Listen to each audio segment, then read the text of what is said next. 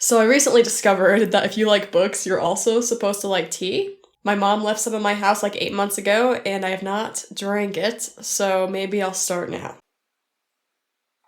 Anyway, today I want to do another casual discussion video. Maybe not as controversial as some of my previous topics. Check those out if you haven't already. I've done one on the booktube newbie tag and also on booktube consumerism. But today I want to talk a little bit about rating books, because I think that there's enough to be talked about with rating books in the booktube community and just in the book lover community. So here we go. First of all, I just kind of want to talk about my own rating system. I feel like everyone obviously has their own way of rating books, and it makes it to where we're not super consistent, to where a rating from one person, just saying a rating, doesn't really mean much to you.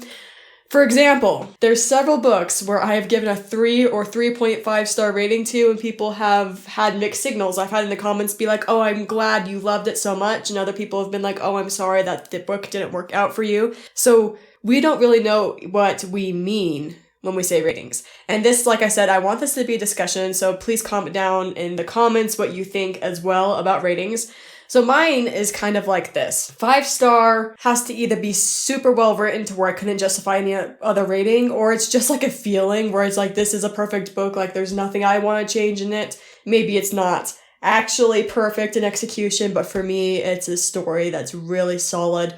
4 stars is a really good above average book. 3 stars a book that basically does everything I expect a book to do and does it okay, does it well. 2 star, there's something slightly missing that makes it from not exactly what I'd expect out of a well-written published book. And a 1 star, I give very, very rarely, and it's one that I usually really, really dislike. But all of my ratings are assuming that the book was already good enough to get published, so none of them are giant insults except maybe 1 stars that are pretty intensely 1 stars. And then for me, the 0.5, in the community, there's no way that we can just do solid numbers. We're always constantly using 0.5. And for me, like Goodreads will only accept whole numbers. So for me, I always round down. Now that might not sound like mathematically sound, but to me, if something's a 3.5 star and I have to choose either 3 or 4, that means that it qualified for a 3 star but did not for a 4 star, so I always personally round down. Let me know what you do about that. When you are in the middle between numbers, do you round down when you have to give a solid number, or do you round up? I'd love to know what you do and your reasoning for that. Now, the lack of consistency makes it to where we don't know what we're talking about. Like I said before, I've had many experiences where 3 stars, some people are like, oh, I'm glad you loved it, and other people are like, oh, I'm sorry you hated it. And 3 star, like I said, is a solid book that does everything it's supposed to. Some people are way too easy on the ratings, and when you're way too easy on your ratings, when you only get 5 stars, maybe 4 stars, that doesn't actually help us distinguish what a rating would mean for you. I feel like there has to be some variation. Same thing happens for people who always rate really low. There's always some people who consider almost every book a 2 star or 3 star and they never give anything higher. Then it's really, rating is just for differentiation. So there has to be some sort of variation for it to mean anything. So I appreciate reviewers that will use the entire scale. That means something to me, knowing them and knowing their taste. I know a little bit more of the book from the variation that is given. I'm gonna put this here. I might have just triggered some people, but this is a casual discussion. I'm not going to pretend that I use coasters, because I do not. Okay, so let's just talking about the other half of this, what I really want to mention. That was just basic, how I rate things and how I view rating. But I want to talk a little bit about how we often use rating as signals and why I feel like using a rating as a signal is a little problematic. I'm going to be mainly referencing Goodreads and the average rating you'll see on Goodreads of lots of different ratings. I guess this is also a book for Amazon or anything where there's an accumulation of ratings together. I feel like certain aspects can make the rating not completely valid or not comparable amongst genres or amongst types of books. Here's why. If you look at average ratings for YA books versus adult books, you will often see that the YA books are rated especially high. And I think that this is normal. When I was younger, I used to rate everything as high as I possibly could because it's your beginning of a passion for reading, and your first books are always going to be 5 stars to you, unless they're not. But for the most part, that makes sense. But then when we look at rating as signals for am I going to pick up a book, it's not as reliable in a way, or valid rather, because a YA might be a 4.5 star and an adult might be like a 3.9 star on average, and the adult book could very well be better.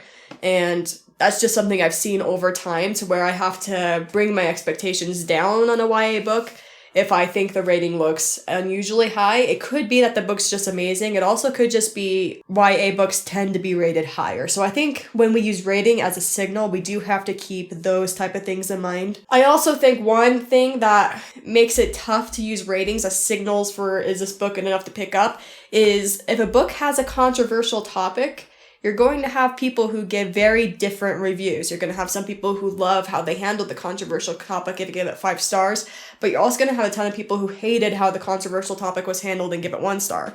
So if I see a book that's below average rating on like Goodreads or any of these other sites where there's a cumulative rating, I often will try to see more about what's in the book and what's the book about, because if it has like a 3.5, which is not particularly high on Goodreads, that's usually a signal that maybe the book's not that good. But if you look further into it and it does handle a very controversial issue, that's something that could be bringing the rating down on an otherwise very good book, and you might like the way that that's handled. So that's another thing I like to think about when you look to pick up a book based on the rating that could have an impact.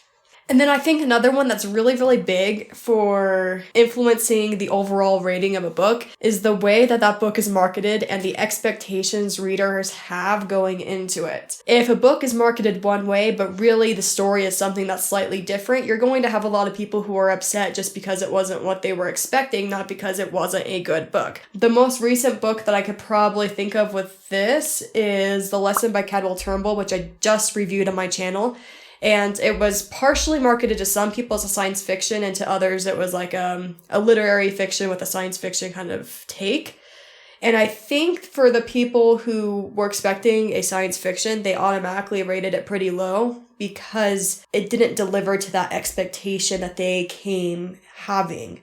So I feel like marketing and how a book is brought out to the public actually will impact the rating instead of just the quality of the book itself. So I think the most unique books sometimes will have the most mediocre ratings, and that's just kind of a shame, but it is something to think about when you're trying to use rating as a signal for picking up a book. Another thing that I think could have an impact on a rating would be how popular a book is, because you have a community that's reading all the time, and then you have people who only read a couple books a year.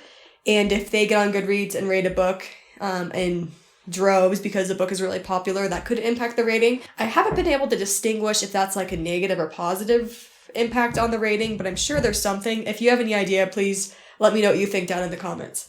Let me know if you think there's other shortcomings to ratings. I do think that they're good because it's a quick, easy way. There's some downsides to using ratings as signals, but I think that overall the rating system's a good thing. However, one thing I will stand by, one thing I think is if you are going to do a book review, I don't think you should fall back on your rating. And I think if you're listening to a book review, I don't think that you should only listen to the rating. I have had experiences myself listening to booktubers, and I listen to the whole review and I think, oh, but what did they rate it? And that's what I'm looking for. I kind of just skim over all their thoughts about the book and try to get to this number. But that's not what reading's about, I feel like. I think reading should also be about what's in a book and what we feel about a book and good things about a book. And I don't think all of that can always be boiled down to a numerical rating, as hard as we try. And just looking over my ratings on Goodreads and what I've given to many different books, not every 4-star, 5-star, or 3-star means the same thing to me. And not all of those have the same rating for the same elements in the book. I feel like every book is unique, and without the words used to describe that, the rating and the number is pretty meaningless. When I do reviews, one of the things I really try to do, and I don't think I'm always 100% successful, but I try to come up with something special to say about the book, something unique to say about the book, something that can't just be described in ways of marketing, like just like this book, or in ways of numbers. It's something that you can only really pull out after you've read the whole thing and given it a real attempt and have somehow enjoyed one way or the other. If you like this video, please go ahead and give it a like. Consider subscribing to the channel, and hopefully I'll see you later.